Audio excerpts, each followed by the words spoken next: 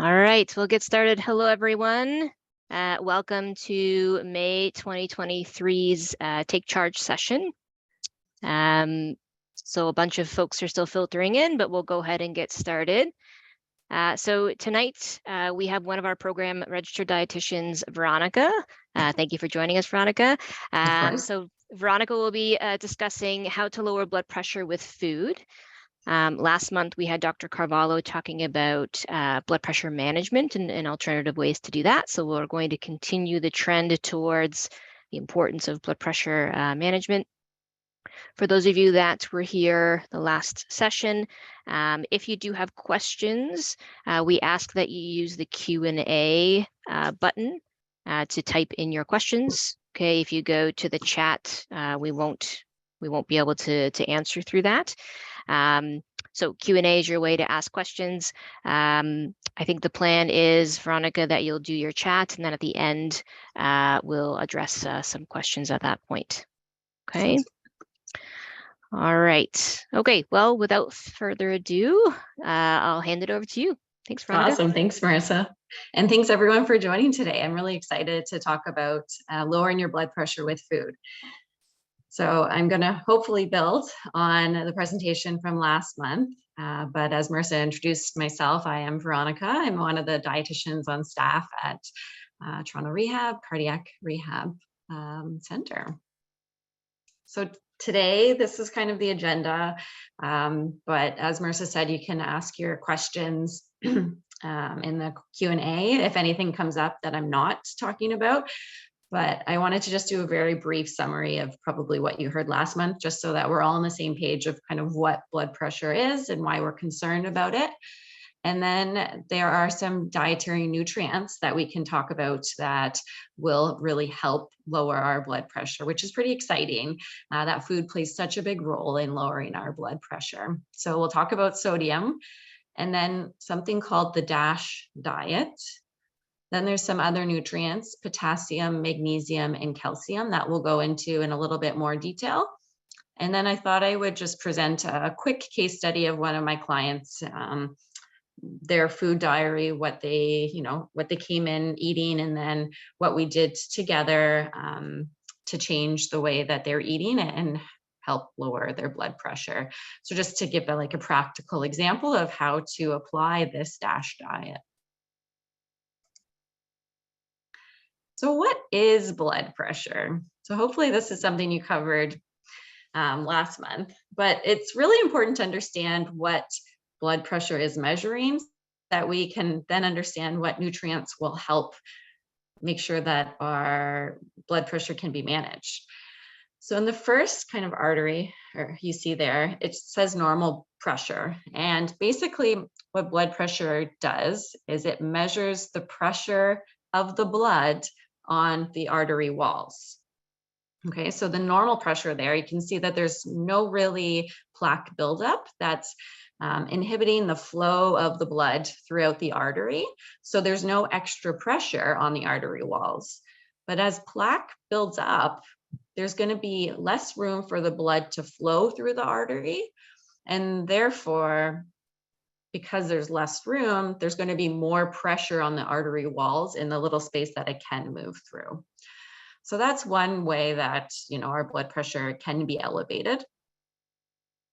And it's important for us to look at those nutrients that can help us and help our arteries maybe become more flexible, help with muscle contraction and relaxation, so that when the blood is going through, the artery can be flexible and not put so much pressure on the walls. So we'll talk about those nutrients and what kind of foods to eat to make sure we're getting enough of those nutrients.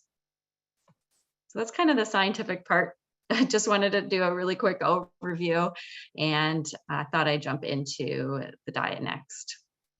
So I'm sure you are aware that we need to reduce our salt intake in order to reduce our blood pressure. That's probably the number one thing my clients are told, is to reduce their salt. And salt is basically two molecules, a sodium molecule and a chloride molecule together. And so the sodium part of the salts is what is increasing our blood pressure. So I'm not sure if I don't know if you're aware, but sometimes when you eat something really, really salty, then you're thirsty after and you want to take a lot of water or fluid. And that's your body's way of trying to manage your sodium intake. So when we put too much sodium in our body wants to dilute it with water so that it's, in a manageable number. But when it's diluting it with extra water, the blood volume increases, and that's going to put more pressure on the artery walls. So that's why eating a reasonable amount of sodium won't increase our blood volume. So I hope that explains why we do want to reduce our sodium. But it's important to know that we don't want to reduce our sodium to zero. A lot of individuals try to have 0 milligrams of sodium because sodium is bad, right? We don't want it. But our body actually needs at least 500 milligrams a day. So we do need a little bit. We don't want to restrict it totally. And so how much do we need, or how much do we want to aim for? Well, the American Heart Association recommends about 1,500 milligrams of sodium a day, which is about 2/3 of a teaspoon of salt. So it's not a lot. And the upper limit, the maximum that is recommended for anyone is 2,300 milligrams a day, which is about a teaspoon of salt. So we definitely don't want to go over that. On average, the average Canadian is eating about 3,400 milligrams of sodium a day. So it's a lot more than that upper limit. So we really want to cut that in about half to get that adequate sodium intake for the average Canadian. And a lot of comments I received too is, I'm trying to reduce my salt intake, so I stopped using the salt shaker. I don't have a salt shaker in my house anymore. I'm not salting my food, so I am not eating any salt. And if we look at the most recent data, it shows that this big part of the pie is saying that 65 to 75% of the salt intake in a Canadian person's diet is coming from processed foods and restaurant meals. So it's not actually the salt shaker, which is only about 10 to 25%. It's actually more of these boxed foods. So we don't really know that you're eating salt because the manufacturers have actually put the salt into our food and we just don't know. So the salt shaker is great to reduce, of course, but if you really want to make a big indent, we really need to look at the processed foods that we're eating and choosing, better restaurant meals if possible. So this is just an example of how much sodium can be put into food during processing. So the first kind of picture there we have is a tomato, and one tomato has about 14 milligrams of sodium. So just a little bit, but it's naturally occurring in food. Most foods have a little bit of sodium. And so 14 milligrams, that's not a lot. So we don't have to really worry about that.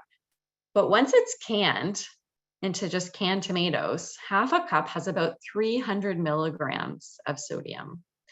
And so, they do add salt to preserve items, to keep them on the shelf for a longer period of time. However, they don't need to add as much salt as they do. So we have half a cup of canned tomatoes is about 300 milligrams. Tomato juice, half a cup, 440 milligrams. Pasta sauce, I know I do this in my, all the time with my family. You throw in some pasta sauce, half a cup on average has 750 milligrams of sodium. That's half of your intake of the day and half a cup. And usually we have more than half a cup in a serving. So those things can really, really add up. And then at the bottom here is ketchup, keeping the serving size the same at half a cup. It would be around 1,300 milligrams of sodium per serving. So just showing that the more a food is processed, the more salt is added at each stage, and we do end up eating a lot more sodium.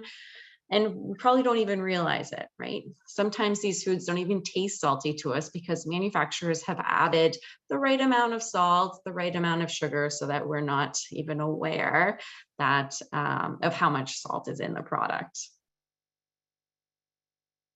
So just a few quick kind of guessing games. You can kind of guess to yourself here about how much sodium is in some of these foods that we commonly eat.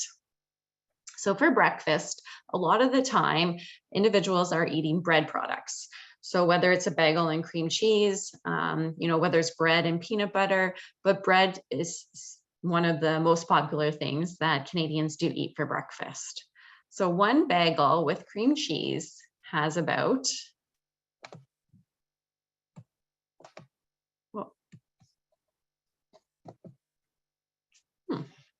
it's not working.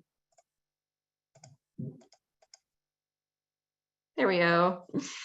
550 milligrams of sodium. So that's about 37% of your daily intake in one small meal, right? You probably wouldn't even realize how much sodium is in something like that. The next one I have is a common bread that I see individuals eating. It's a multi-grain bread, so it's really healthy for us. But when we think about 2 slices, which is the average serving size for, an adult, how much sodium is in that bread is 410 milligrams and 27% of our daily intake in just 2 slices of bread. So when we have a sandwich, like I said, for breakfast, usually that's starting our day off and not leaving a lot of room for other foods throughout the day. Bread products are one of those processed foods that really make up a lot of that sodium intake that Canadians are eating. So that's why I just giving you some awareness of how much these foods do have. One of the key Mediterranean principles that we talk about in cardiac rehab is eating more legumes, so more beans, more plant protein. This is, something that we want to do to replace the animal meat that we're eating, but also provide some soluble fiber to help lower our cholesterol levels. And so people aren't usually familiar with making meals with beans, and oftentimes they reach for something like a canned product, like this beans and tomato sauce. So it's, very tasty product, but it does have beans in it. And when we look at the label, in half a cup serving, which is not something that, we usually have more than half a cup. I'd say probably 1 cup is more of a serving size. How much sodium is almost 50 milligrams or 32% of your daily intake. And I'm sure this goes sometimes with some sliced bread, that would get up to 60% of your daily intake, probably more in something like that small of a meal. And then the last one I think I have here is V8 juice, so vegetable juice. Again, something we always promote: eat more vegetables, add color to your plate. And something like a smoothie or vegetable juice is easy. This one is something that's prepared for you already, so you don't have to do any work. But a cup of V8 juice has about 640 milligrams of sodium in 1 cup. And again, 1 cup is not a lot. Sometimes we're having more than 1 cup. If we're filling like a regular glass, it's usually more than 1 cup, which could get up to, that 1,500 milligrams of sodium in a day pretty quickly. So just some packaged products that I see individuals eating that are healthier, but kind of have that hidden sodium in it. So just to kind of be a little bit more aware of. So I'm not sure if you're aware of this great segment. This is CBC Marketplace came to Toronto Rehab about 4 months ago and interviewed Dr. O, our medical director, as well as one of our dietitian colleagues, Samantha. And they talked about the sodium levels in restaurant meals. It's a really great segment. It's only 22 minutes long. It's on YouTube. If you just Google this, Sodium Shock CBC Marketplace, this will come up, and I really encourage you to watch it because it is eye-opening that some of these really healthy, seemingly healthy, I guess, meals that were chosen, they then show you how much sodium is in them. And it's very eye-opening. So I would check that out just to show you that, as I said at the beginning, most of our sodium is coming from processed foods and restaurant meals. So those are the two things you really need to keep an eye on. So what can we do? Well, there's this wonderful diet. It's called the DASH diet. I hope you've heard of it before. We do talk about it in the cardiac rehab program, but I'm really going to dive into the principles of it here. So DASH is an acronym that stands for Dietary Approaches to Stop Hypertension. So basically a diet that has been proven to lower our blood pressure. So it's pretty amazing if that's something that you're working towards, like if that's one of your health goals. This is the pattern to follow. It's in the shape of a pyramid because we want most of the food. We need to eat more of the food on the bottom than the food at the top, but you can see it's mainly plant-based. We have lots of vegetables and fruit at the bottom, our whole grains. They do emphasize calcium as well as seafood. Some plant protein, so beans or nuts once a day, some healthy oils like olive oil, and then they do talk about sweets about 5 times per week. So it is something that you can have, but a serving is small, and they do encourage like whole foods if possible. So more like baked apple or maybe a flavored yogurt, something like that would be considered a sweet. But the great thing, I think this is super awesome, that the DASH diet, the research behind it is incredible, that it has the potential to reduce your systolic blood pressure. So that's your top number by 11 points, and your diastolic number, which is the bottom number, by about 7 to 8 points in just 2 weeks. Like, how amazing is that? That's better than some medications on the market. So, the power of food is real when we talk about how it can lower our blood pressure, which is pretty exciting, especially for a dietitian, but I hope you find the excitement in it too. So the original DASH studies, the research trials, I just wanted to briefly go over them to show you how significant they were. They've done many replications of these studies since then, but I just thought I would pull out the originals because they haven't really changed anything since then, because every time they do a research trial, nothing is better than this. So it all started in 1990 with vegetarian diet studies, and they noticed when people went on a vegetarian diet, their blood pressure went down. So, researchers thought this was pretty interesting. And so in 1997, they tried measuring a vegetarian diet against this DASH diet. And I'll show you the results of that. But that's when we found out that this DASH diet is the one that really can lower our blood pressure. And then in 2001, they decided to try this DASH diet against a low sodium diet. And it did show that if you ate the DASH way and you restricted your sodium, you would further reduce your blood pressure. And that's why we have both of those recommendations today, is to lower your sodium, but also implement this DASH diet. So this original DASH trial in 1997, there was 3 groups: a control group who ate the typical Canadian American, I guess North American diet, no change. And they compared it to a vegetarian diet, fruit, but made sure that they're getting lots of fruits and vegetables. And then they also compared it to this combination diet, they called it at the time, later to be determined the DASH diet. And I showed you the results of these already, that it can reduce your systolic by about 11 or 12 points and your diastolic by 7 to 8, which is just amazing. And this is the graph to show you. I know it's pretty complicated, so I just wanted to, I'll orient you a little bit here. This first part, oh, maybe I can't color on this. Oh, there we go. This first part there is the systolic blood pressure. So that's the top number. And then this bottom part is the diastolic.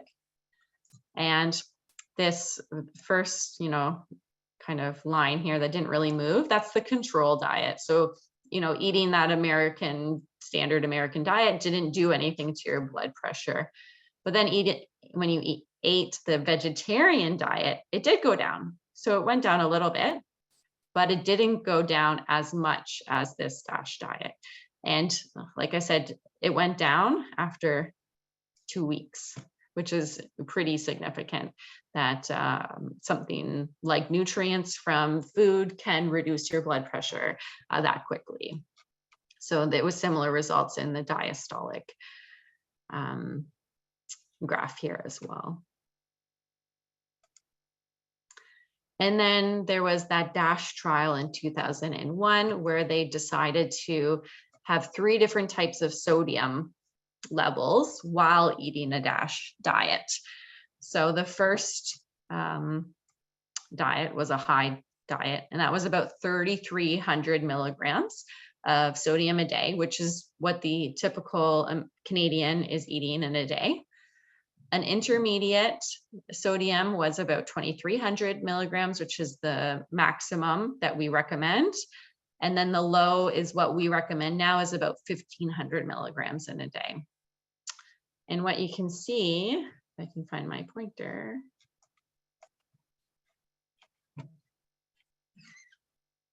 There we go. You can see that when you're on the high sodium diet, here, there we go, here, as the more like sodium restriction, the lower our blood pressure went. And this is for that systolic blood pressure, the top number, and the same went for the diastolic number as well. The more sodium restriction, the lower the blood pressure went. So the numbers were that the systolic number could decrease by about 6 or 7 points, and the diastolic number can decrease by about 3 or 4 points. So again, if that's something that you're working towards is lowering your blood pressure, I think the sodium restriction is something else you could add to further reduce your blood pressure. So why is this DASH diet so awesome, for lack of better words? And the research suggests that it's because it's rich in a few nutrients like potassium, magnesium, calcium, plant protein, and dietary fiber. And it's also low in the saturated fat, cholesterol, total fat, added sugars, and sodium. So when, I guess we eat food and not nutrients. So what does that mean in food? Well, we need to eat more vegetables, more fruit, more whole grains, more nuts, seeds, and legumes. We want to choose more low-fat dairy products, eat less meat, leaner meats like poultry, eat less sweets and sugars, sugary foods, less packaged foods. And then another question I get often is, this DASH diet recommends potassium, magnesium, and calcium. Well, how about I just take a supplement, like a vitamin or mineral supplement, instead of eating the food? And they have done research trials, to see if they're taking these supplements would lower our blood pressure, and it's not significant. It's actually not the case. They're not sure why exactly it's not effective, but they are suggesting that it could be because it's a mega dose and our body's just not used to taking so much of a nutrient at once. And then the other reason they suggest is, when we eat food, we're eating other nutrients at the same time. And sometimes those other nutrients could help with the absorption of maybe the potassium, magnesium, and calcium that we're looking for. And then when we only have the supplement, we only have that one nutrient, so we don't have those nutrients working together. So that could be the other reason why supplements aren't as effective as this DASH diet. So this DASH diet is recommended with the American Heart Association, Hypertension Canada, as well as Diabetes Canada. So it is something that can help obviously reduce our blood pressure, but it has been shown to reduce cholesterol levels as well and manage our blood sugar. And so what does it look like? So this is an example of what you would need to eat in a day to make sure you're getting enough of these nutrients. So I'm going to go through this in more detail, but just to show you that it is a lot of food. It's actually a complaint I get from some clients when we're starting the DASH diet. They say, Veronica, I can't eat that much food because it's a lot of plant foods that are low in calories. So it's actually a lot of food that you do need to consume, but it's not more calories than you need. In fact, people do lose weight on this DASH diet. So if you're eating about a 2,000 calorie diet, you need about 4 to 5 servings of vegetables a day, 4 to 5 servings of fruit, about 6 whole grain servings, 2 to 3 servings of dairy products, about 6 ounces of protein. I usually recommend at least 1 plant protein a day. So that's either nuts, seeds, or legumes. Fats and oils, those healthy olive oil, and then limiting those sweets. They do suggest you can have 5 sweets a day, but one of these sweets, if you can see here, the examples, 1 tablespoon of sugar is an example of a sweet, or half a cup of, frozen yogurt is another example. So it's not like a big dessert. So I thought I would break it down into the 3 kind of nutrients that we need to eat a little bit more of: potassium, magnesium, and calcium, to show you what foods are rich in these or have these nutrients that we need. So the great thing about potassium is that it's in everything. It's in our vegetables like potatoes, our fruit like dates. I have lentils here, so our plant protein. Sunflower seeds are a great source too, as well as our milk and dairy. So it is in a lot of the foods that we eat in a day, but we do need a lot of potassium. So 4,700 milligrams of potassium a day from food. So I gave you an example of what a day would look like. So it's a lot of words and a lot of numbers, so I'll go through it, but I wanted to show you that, it is a lot of food that we do need to eat, and it's mainly from plants. So that's another kind of way to think about the way that you're eating in a day, just to make sure you're eating more plants, and you'll be able to get some of these nutrients that way. So as I suggested, we need about 3 servings of fruit a day. I chose some higher potassium fruits, but something like 3 dates in your oatmeal in the morning. You could have a banana with your lunch and maybe a peach for dessert. That would be 1,200 milligrams of potassium. Then for vegetables, I chose a baked potato with the skin. So mainly potassium is in the skin of the potato. So you want to keep the skin on with the fiber if possible. Tomatoes are a great source. Celery, avocado are great too. So that's about 4 servings of vegetables a day. I recommend at least 1 plant protein a day. This one I had 2. So 3/4 cup of lentils, and then 1/4 cup of pumpkin seeds, maybe in your oatmeal in the morning, to give you some more protein.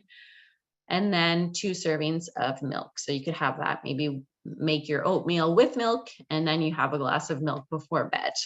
And that would bring you to about 4,900 milligrams of potassium a day. So it is doable, but you do kind of have to pay attention, make sure that you are eating some of these plant foods. Calcium is the other nutrient we need more of. I guess I should explain why we need potassium. Potassium is important because it does the exact opposite of sodium in our blood. So they balance each other out. And if we increase our potassium, our body will excrete extra sodium. So it's a really great way to reduce the amount of sodium floating around in our blood by increasing our potassium intake. So they just balance each other out. One's inside the cell, one's outside, and they need to be balanced. So that's why potassium is really helpful. Calcium is important because it helps with the contraction of our muscles or our arteries. So at the very beginning of the session, we talked about how our vessels need to be flexible. So when the blood's going through, we want it to be able to relax and then contract as needed. And that's where calcium and magnesium come in. Calcium can help contract the muscle, and magnesium helps to relax the muscle when needed. So for calcium, these are the common dairy foods that we know of that are rich in calcium. So milk, obviously, cottage cheese, yogurt, and plant-based milks as well are fortified with calcium, and they also serve as good foods to eat more of. Then we have non-dairy foods that also are rich in calcium, are things like tofu, salmon with the bones. We have some nuts, and some leafy greens are also good sources. But when we look at how much calcium we need in a day, we really need to pay attention about how much food we're having to meet that need. So about a cup of cottage cheese, 1 cup of soy milk, and 3/4 of a cup of yogurt brings us to around 900 milligrams of calcium in a day, which is here. And what we need in a day is around 1,000 to 1,200 milligrams of calcium, depending on your age. So it's still not enough. That's why we need to also add some of these foods that are, good sources of calcium, but they're not dairy products. So that's where this plant protein comes in. Almonds are a great source of calcium. And then if you are going to have the canned salmon with the bones, that is also a great source. And that would bring us up to the amount that we need in a day if we added them all together. So it's difficult to just rely on non-dairy foods to get enough calcium. But as I said, there's the plant-based milks that you could be having that are a great source of calcium. And then the final nutrient I wanted to highlight was magnesium. Magnesium is found in our whole grains. So I pictured quinoa here. Our plant-based proteins, just like potassium is, or when we talked about potassium. So we had the lentils and the pumpkin seeds, as well as the milk. So that's kind of where magnesium is found. And for women, we need about 320 milligrams. Oh, I didn't write milligrams here, sorry. I'll write it here, mg. So 320 milligrams a day, and for men, 420 milligrams a day from food. And that looks like, I just kind of put together a few things, but again, that plant-based protein. So 1/4 cup of seeds is a great, inexpensive way to add some plant protein to your breakfast or snack, maybe as like a trail mix. Having some plant protein, so 3/4 of a cup of tofu would be great. Dairy products are also a good source, so yogurt, cooked spinach, 1/2 cup is a good source, and then our whole grains, so quinoa, and that would take us to about 410 milligrams, which is a good amount. So I guess I wanted to show you that's why all of these foods are recommended, because we need to eat a lot of these servings of vegetables and servings of fruits and servings of whole grains and servings of dairy products in order to get enough of the nutrients that really help our vessels relax and contract. And then we also don't want to forget about sodium. So I have some suggestions here about how we can reduce our sodium intake. One of those is about dining out. So when we're at restaurants, we have to kind of look at the menu to see what are some options we could choose that are lower in sodium, because you're not going to not eat out at restaurants ever again. So it's kind of trying to pick the healthiest options when possible. So things with sauces, gravies, dressings, those usually have a lot of sodium in it. So asking for sauces or gravies or dressings on the side is really helpful. Not for sure, it can reduce our calories too, but for sodium specifically, I think a lot of sauces are added in excess and we don't need as much of them. So we can reduce the sodium that way. Some of the healthier options like soups, really high in sodium.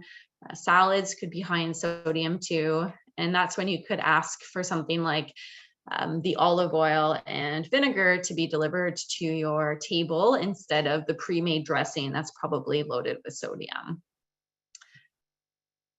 You can watch the serving sizes, so we know that restaurant meals are big, large servings. So the more we eat, the more sodium we're going to have. And then the other thing you can do is be prepared. Look at the nutrition information online, even at the restaurant itself. If it does have calories displayed, you can always ask, like on the menu itself, you can always ask your waiter or waitress if there's a whole pamphlet of the nutrition information, which they should have for you to access. And then you can look at the amount of sodium and choose one that's a reasonable amount. Remember, processed products were the other thing that we're trying to reduce. So there are lots of manufacturers are trying to reduce the amount of sodium. And you can look at these words here: no salt added or low sodium on the front of package. Those indicate, this one says no salt added. It's kind of hard to see, but those are the ones that indicate that they are reasonable in sodium.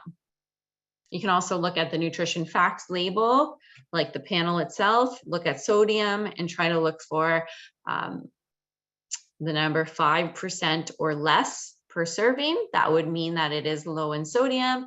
Or you could look at the ingredient list and see if salt is listed, especially if it's listed in the first couple ingredients, you know that that food probably has a lot of sodium. So removing the salt does remove some flavor that we're used to. So it's important to try to add some herbs and spices in order to add some flavor back in. And these are some great brands to try and look out for. So Mrs. Dash is a great brand. This one here is called David's Condiments. I don't see it in stores as often as I did, but it is online. You just Google David's Condiments. That's a really good one. It has lots of great mixes. And most importantly, there's no salt added in them. McCormick's has a really great line of no salt added herbs, spice mixes as well. These are in the grocery store, but they also have a line that has salt added. So just check the ingredient list and make sure there's no salt on the ingredient list, and then you'll know that it's a low salt product. And then I always recommend that you avoid salt substitutes. You probably see these in the grocery store too. They're usually labeled as like no salt, half salt. What they've done is they replace the sodium molecule of the salt with a potassium molecule, and it enhances the flavor, which is good, but it's also like has a little metallic taste to it, and it doesn't increase our sodium. So it could be a good salt substitute, and which is why it's marketed. But I don't recommend that because we don't want potassium in the form of supplements, which is what this would be. And a lot of the time, individuals who are on heart medications do have to monitor how much potassium they are eating in a day. And so taking a supplement or excess amount isn't something that we recommend. And this is a really great example about what to look for on the food label. So this salmon has a low sodium kind of nutrition health claim on the front of package. And then you can see here the percent daily value is what we always look for, and the sodium amount is less than 5. So that's great.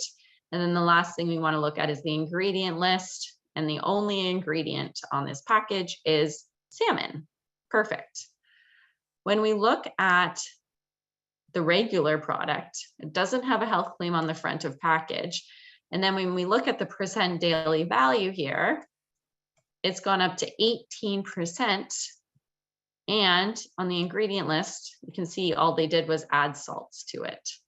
So those are the 3 areas that we do encourage you to look for when you are buying processed, food products. In that way, you'll be able to identify lower sodium items.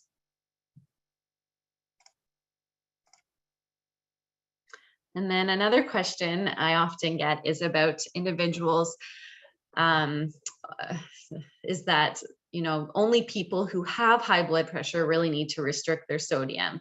And this is actually a big myth, that even if you don't have high blood pressure, it's extremely important to eat a normal amount of sodium, because high sodium, your body still has to compensate, right? We still have to put more blood, more blood volume, more fluid in our blood, and it can cause damage. So even though it's not increasing our blood pressure, it could cause some damage to our artery lining, which then, plaque could kind of accumulate there, and that isn't helpful at all. So it's best to kind of monitor your sodium intake for everybody, all Canadians. And a great way to do that is just to choose more whole foods, less processed foods. So here's that case study. I'll just quickly go through it. It's pretty straightforward, but I just wanted to show you that it's not like you have to completely overhaul your diet. These are just some tweaks you can do that can really make a big impact on reducing your blood pressure. So this is a 53-year-old female who came to my office with high blood pressure of 149/89, and she wanted to improve her blood pressure through diet because her doctor wanted her to go on blood pressure medication. This is what she was eating. So usually when you see, a dietitian, we ask you what you've eaten in the last 24 hours just to get an idea of what you eat, so that we can help give us some context of where to start and what kind of recommendations are applicable to you. So what she had said was, I went out to dinner with my friends for breakfast, and I had 2 slices of white bread with poached eggs, 2 slices of bacon, and coffee with milk and sugar. Then for lunch, I went home and I had a can of chicken noodle soup with crackers. And then for dinner, I didn't want to make anything, so I had a sandwich with deli meat and cheese. And then I didn't have any vegetables, so I drank some vegetable juice. For snacks in the day, I had granola bar, and for a dessert after dinner, I had a fudgicle. So think about it. What stands out to you, I guess, in this case study? Just give them a second and just kind of look it over.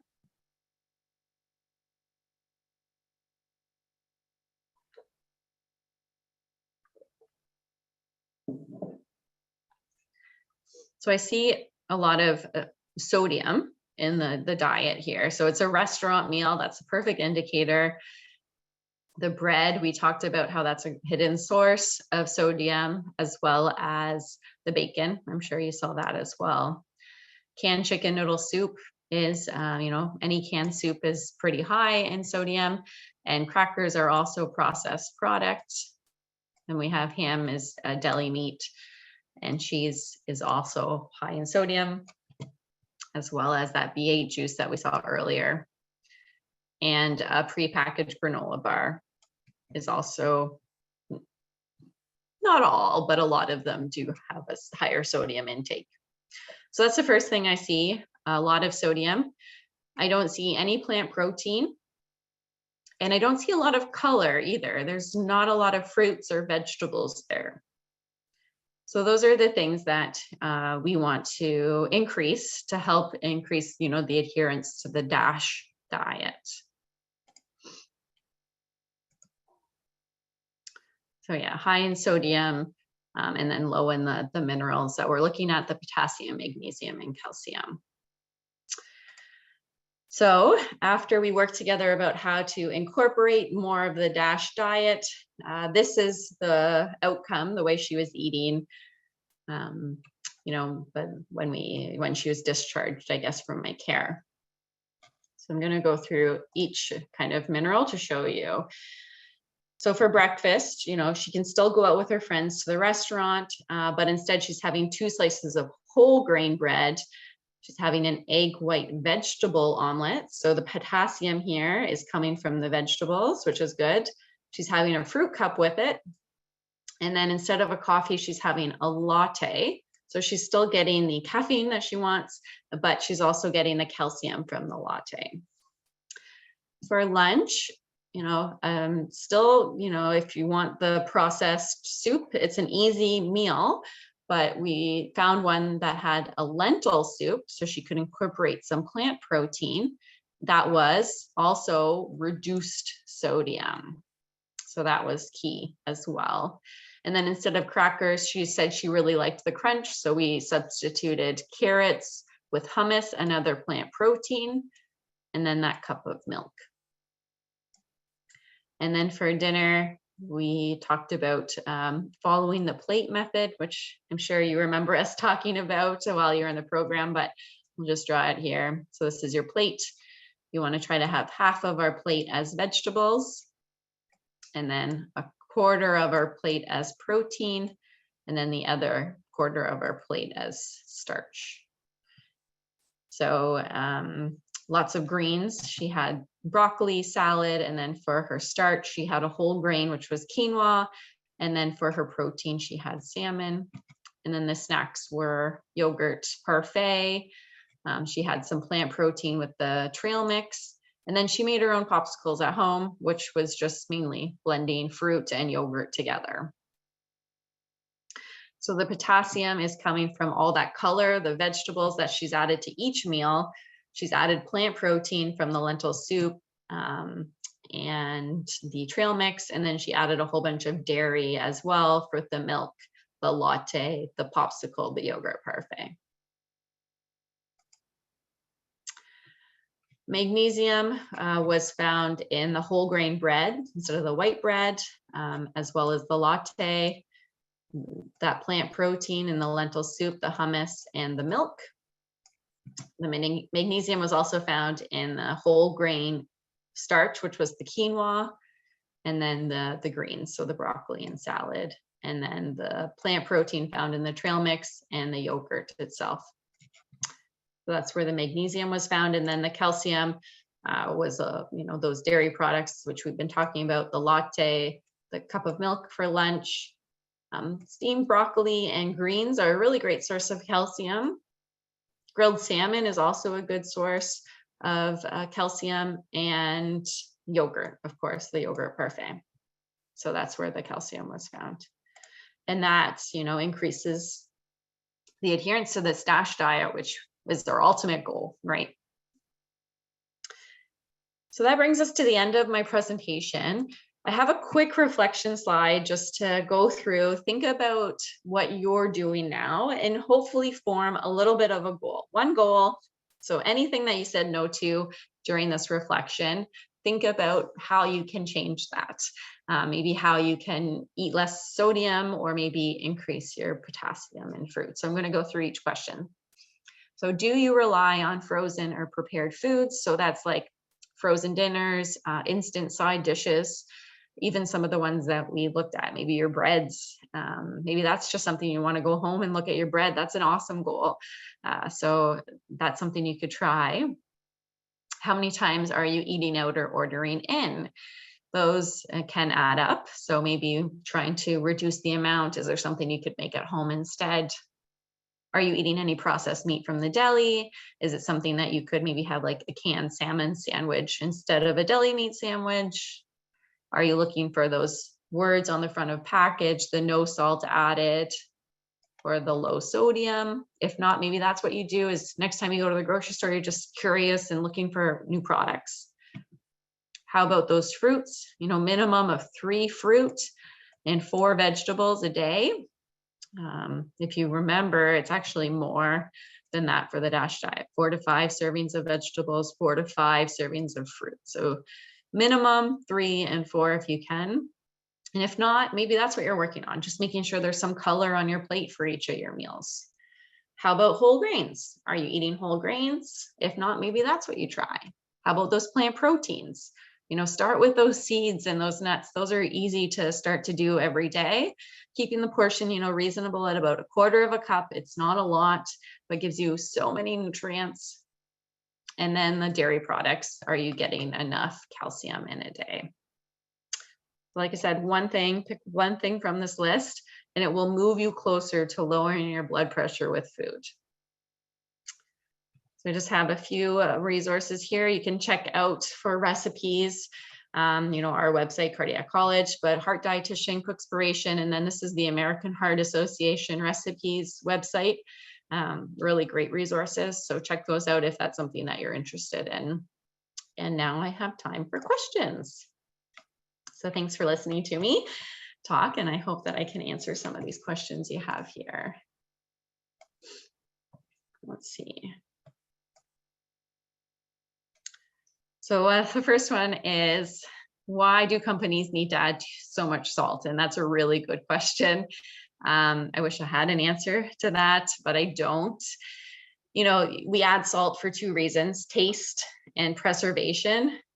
We don't need to add as much salt to preserve foods, but companies do add a lot of salt to please individuals' taste buds.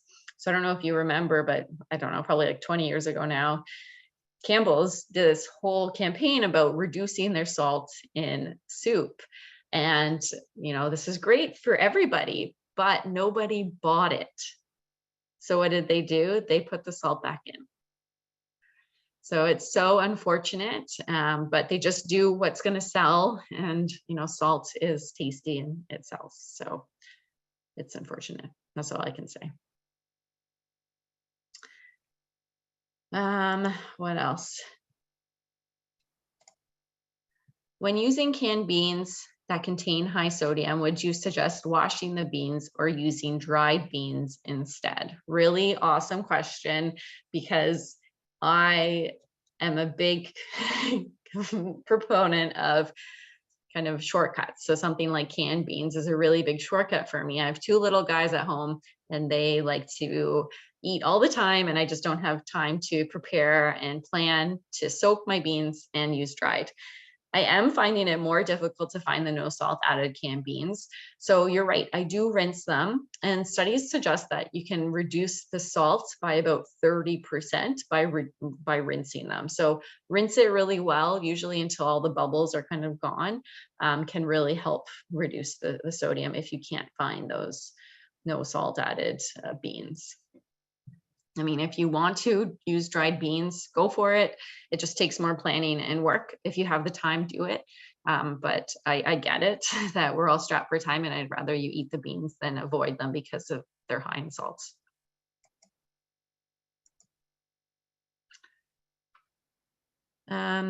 Another question here. Processed foods have many added ingredients and are considered industrial foods, such as non-natural ingredients that include stabilizers, emulsifiers, gums, etc. How do your healthy food recommendations stack up against these ultra-processed foods? Yeah, and I totally agree. The more we process foods, the more these foods are added. All these stabilizers and things are added to enhance flavor, to keep them on the shelf longer, so food doesn't spoil.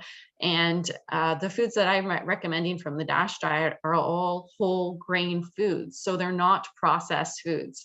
And so they wouldn't have any ingredients like this at all. So, fruits and vegetables, when we can get them fresh or frozen, they are just fruits and vegetables. Whole grains like that quinoa I mentioned, brown rice, barley, those would just be the only ingredient there would be like the barley or oats or whatever kind of whole grain that would be there. Nuts and seeds, the same thing. Beans and legumes, same thing. So trying to have the less processed, more whole foods are great to not only kind of comply with the DASH diet, but they're naturally low in sodium. So you don't even have to worry about restricting your sodium on top of it.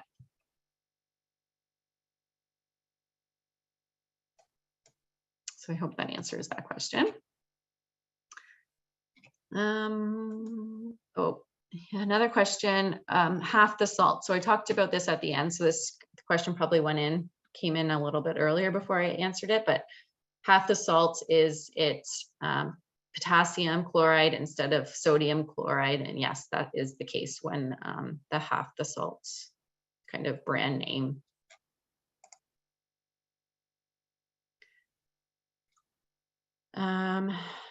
So a question here, very healthy food indeed, but what about blood sugar spikes in food like oatmeal or bananas? Yeah, so definitely something to think about, that we always want to pair those foods that are going to spike our blood sugar with healthy fats like that olive oil, avocado, nuts and seeds, or protein. So something like maybe the like nuts and seeds, I guess, would be a really good example there, that you could pair banana with peanut butter. If you put that together, that's not going to spike your blood sugar as much as just having the banana by itself. So trying to pair those starchy foods with fats and proteins from the DASH diet, when you eat them all at the same time, it won't spike your blood sugar as much. And that's why that Diabetes Canada does recommend this type of diet, because it can control your blood sugars. So thank you for that.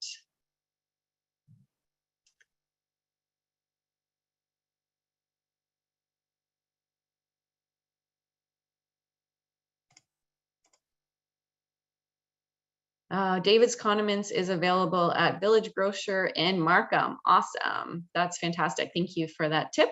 And go ahead and try to find it. I think it's a really great brand. It's very full of flavor, and I've never had any complaints about it. Lots to choose from, like lots of different options and flavor combinations. So thank you for that tip. Oops.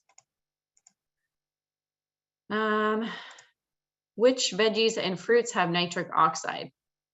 So nitric oxide is basically, it's pretty trendy right now, but eating foods that have something called natural nitrates can really increase your nitric oxide, which can then lower your blood pressure.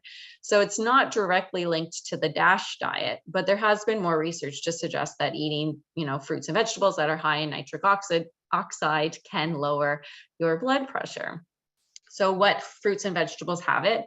Mainly all of them will have nitrates, but things like green leafy vegetables are a really good source. Beets are awesome as well. But yeah, it's something that you can quickly Google and just find a list of foods that have the nitric oxide. Remember, you're looking for nitrate. That's what you would be eating, and then it converts into nitric oxide. But as I mentioned, just eating enough fruits and vegetables will enhance your nitric oxide as well. So you don't actually have to just, eat beets every day in order to increase your nitric oxide. Just having a variety of vegetables and fruits can help. Is black coffee raising or lowering blood pressure? Yes, caffeine. So important in my life. So I understand why this question comes up. So the research behind caffeine and blood pressure says that when we drink something like coffee, our blood pressure will increase immediately after we drink it. But it will go back down within an hour, and it doesn't increase our blood pressure overall. So if you're, when they did research studies, they kind of compared the average blood pressure throughout your day for people who drank caffeine to the people who didn't. And there wasn't a significant difference between the two groups. So yes, it does temporarily increase your blood pressure, but just a little bit. And it doesn't seem to be, a problem. And that's with studies with 2 cups. So a cup being 250 milliliters, not like 2 ventis from Starbucks, 2 cups of black coffee a day. So I hope that helps. So it doesn't lower, it will raise, but it doesn't seem to be an effect. Like the hypertension guidelines they don't say to restrict.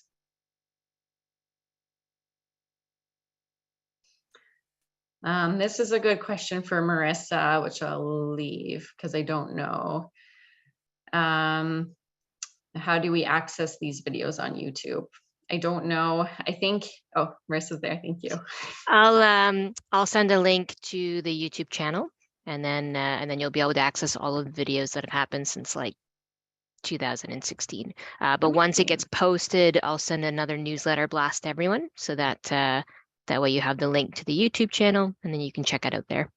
Amazing. That's great. Thank you. Mm-hmm.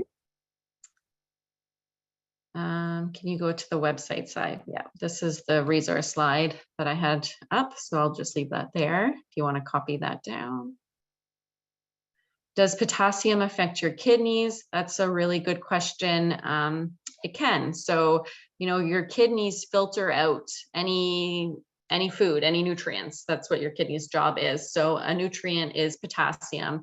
And so if you are living with kidney failure, you do have to restrict potassium. So you will know if you have kidney failure, and your doctor would have told you that you need to restrict your potassium.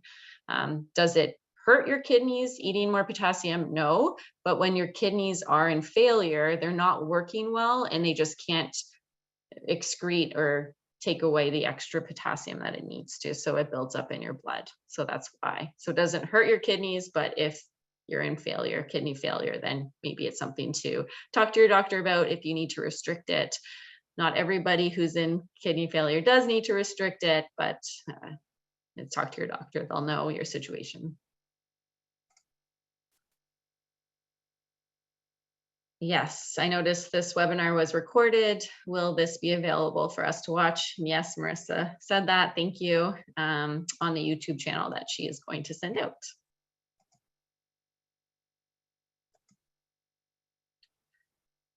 What happens if you don't eat enough salt? I don't use processed foods. I don't add salt to cooking or foods. That's a good question. I said at the very beginning, 500 milligrams of sodium we need in a day just for fluid regulation and management.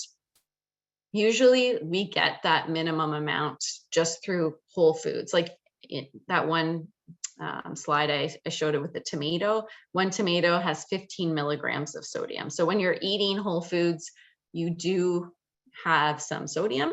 So you usually get that minimum amount, which is good. One thing, if you don't eat enough salts, though, is that our salt in Canada is fortified with iodine, and you may need to check your iodine levels to make sure that they are within normal. So that's something you can talk to your doctor about. It can be done in a blood test or a urine test, but that would be the way to test that. And that would probably be my main concern with not eating enough salt. Are frozen blueberries okay? Absolutely. I love frozen fruit because it doesn't go bad, and usually you can find them on sale. And the other thing is that they're probably more nutritious than fresh because they're usually flash frozen at the site that they're picked, and then you eat them at that same stage. Whereas fresh fruit is picked, and then it has to be traveled to the processing facility, and then it has to be traveled to your grocery store, and then it sits in your fridge for a couple of days, and all that time kind of deteriorates some of the nutrients. So frozen is excellent, and I do recommend it.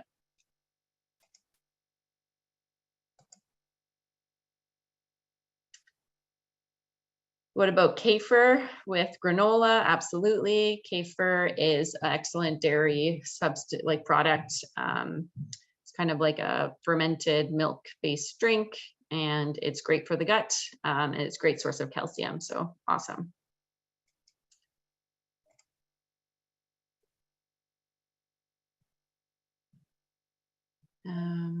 What about people who love sauerkraut and pickles? How much are okay? I know some of these foods are very high in salt, and they're delicious. So how much? Well, we want to stick within the 1500 milligrams of sodium. So check the amount on the side of your package and try to stay within that for the day. So if you wanted something high in sodium, you could have it like pickles, and then the rest of your day have a lot of whole unprocessed foods, and you'd probably still stick within the 1500 milligrams of sodium. So I hope that helps you, just try to balance it within the day, and you'll only know how much based on the brand. So check that nutrition facts panel and really look for that 1500 milligrams. Are green olives in breakfast okay? Yep, that would be the same kind of question as the pickles and sauerkraut. They're usually higher in salt. So we'd want to just watch how much we're having. And then the best way to know how much sodium is in a product is looking at that nutrition facts panel. question here, are dates in oatmeal more effective than dates on its own? And no, dates whenever you want them is fine. I just used it as an example, as you can throw it in your oatmeal in the morning to make it easy, but no, you can have it in your oatmeal or just on your own, no problem. Still getting the right amount of nutrients. What is the impact of alcohol on your blood pressure? Yeah, fantastic question. So there isn't guidelines on how much alcohol you should drink for blood pressure. The general guidelines are that the less alcohol you can drink, the better it is for your blood pressure. It's hard to do research studies on alcohol consumption because they can't really tell individuals to drink a certain amount of alcohol and then measure their blood pressure. So all they do know is that we have to, the people who drink less usually have a better blood pressure. So I'd say stick within the safe drinking guidelines. And for men, that's no more than 2 standard drinks a day. And for women, no more than 1 standard drink a day. And if you don't drink alcohol, then don't start drinking. Is kind of what I recommend.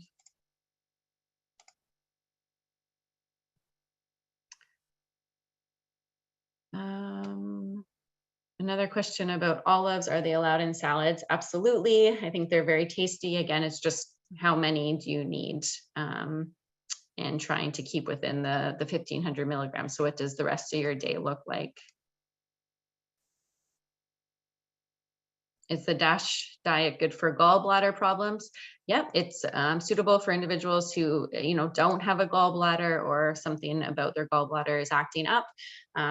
Basically, gallbladder, diet is that we don't want to have too much fat at any time, and it's a lower fat diet. They say no more than about 2 to 3 teaspoons of fat or oil in a day is the DASH diet. So that is acceptable for the gallbladder as well. How do you get a personalized diet review? So you'd need to talk with a dietitian. There are dietitians in the community, usually with private practice that you'd have to pay, but a lot of the, individual private healthcare coverage, if you have that, would cover it.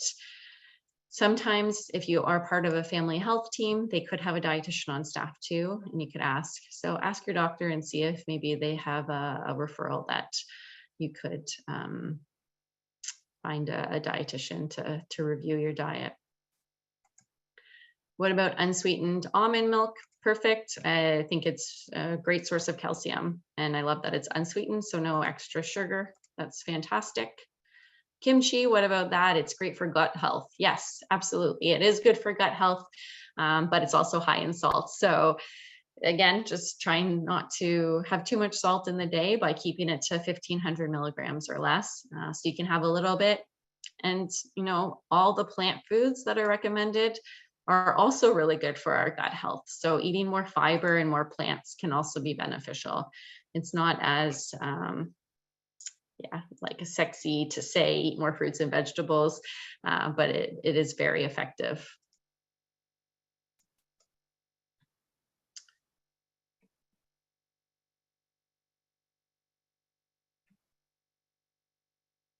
What type of dates are best? Is a special brand better than others? Nope, any dates are good.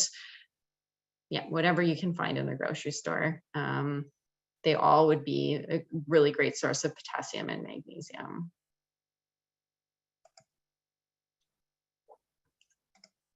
Pesticides are used on farms.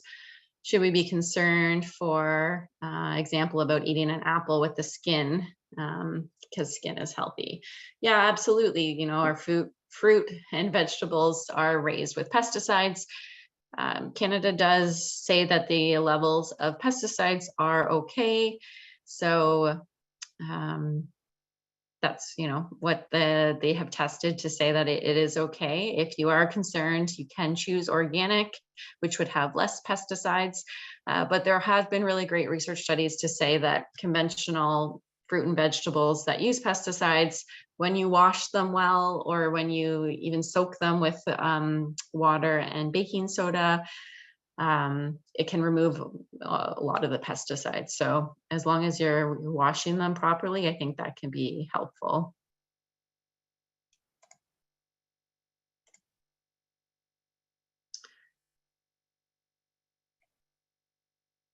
Breakfast is always my problem because I have a lot of meds to take.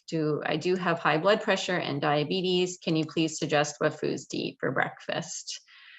Yeah, I mean, I can't provide like personal advice, but for breakfast, I do usually recommend like a bowl of oatmeal with some plant protein, like a handful of sunflower seeds and some fruit, like those dates, I think would be a perfect breakfast.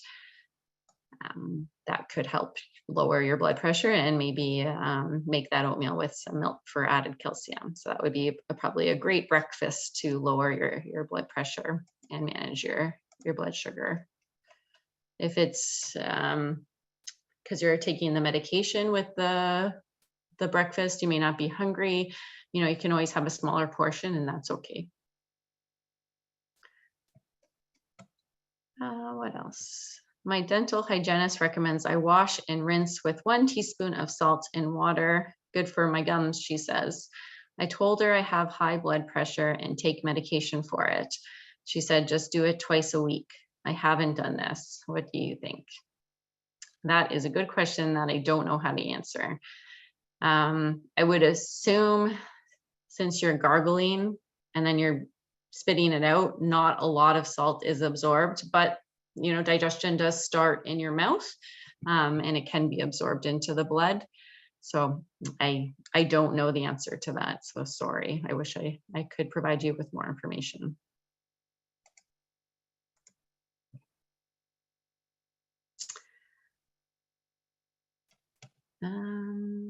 What else? What foods can reduce plaque in the arteries? I think this DASH diet is a really great way to not only reduce your blood pressure, but reduce cholesterol levels too. I'd say the number one food to reduce plaque in your arteries are beans and legumes. They have lots of soluble fiber in them, and that soluble fiber can really help extract the cholesterol in your body, and you end up excreting it when you go to the washroom. So that would be my number one food to recommend, which is also compliant with the DASH diet. All right, let's go with just one more question there, Veronica, and then Okay, we'll end it for we'll end it for tonight. Sounds good. Okay.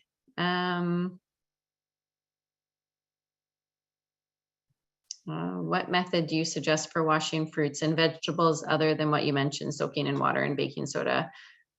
Yeah, that is usually the method I do recommend. Vinegar is another thing that you can spray on your vegetables to help reduce it. Something like apples, it has the waxy like polish on them, which is harder to scrub off, and that's why I usually use the baking soda for apples. But a lot of the time I'm just using water and scrubbing. So even using like, they have like fruits and vegetable brushes that you can scrub the skin, and it will reduce some of the pesticides that way too. So I hope that helps. Awesome. Thank you so much. Awesome. Thank you for all your excellent questions. That was great questions. Really great. Yeah, thank you so much. And thanks for having me. And I hope you enjoyed the presentation. Awesome. Thank you. So for the group, like I said, when the recording, it'll get edited and kind of done on the back end from our digital team. Then it'll get posted on our Cardiac Rehab Alumni YouTube channel. In the description or in the newsletter that I send out to folks with the recording link, I'll also include the resources of the websites that are listed here. And then if there are any questions that weren't able to be answered that are kind of applicable to the blood pressure stream, then I'll, similar to Dr. Carvalho, we'll add those in as well to the next newsletter. We are hoping for another session in June. Stay tuned. We're still trying to organize a speaker. So if we're able to solidify one, then you'll get a notification of one coming up in June. Perfect. All right. So have a great evening, everyone. Thank you so much for joining us. Thank you so much, Veronica, for taking your time with us. And have a great night, everyone. Bye. All right. Bye all.